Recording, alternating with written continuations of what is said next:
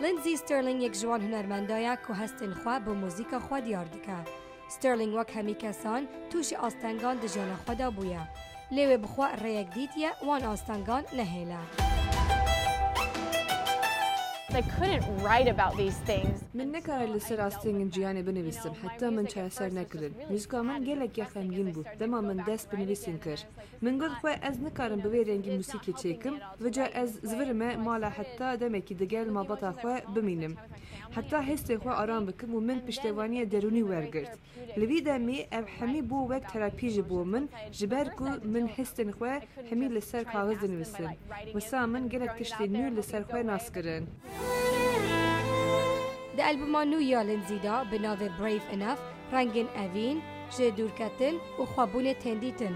ستێرلنگ گوت هندک دم د جانا خوادا از گلک یا هزم له هندک دم جهنه از دوید هزبونا خوا خورتر بکم.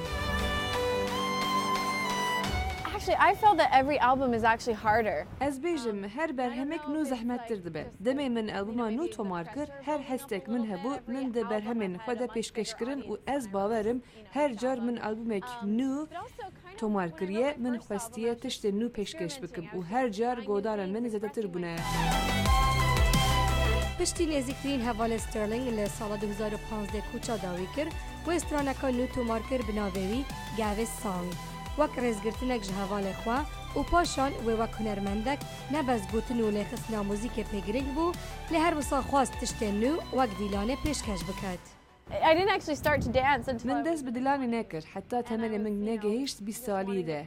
من خواست برنگی که دل موسیقا خواه لسر کمانی لی بخم هر وسا من ویا دلی تماشوانا خوش بکم و جا من خواه فیرا دیلان کر جبو ویدیوی برهما آرینا بو جارایی که از چم هولکا دانسه و اب برهمی تومار کر.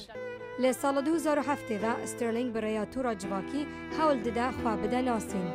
هر وصا بترجه 8 میلیون کس کانال ستێرلنگ یا یوتیوب دشوپینن و بترجه میلیارد تماشاوان وهنه.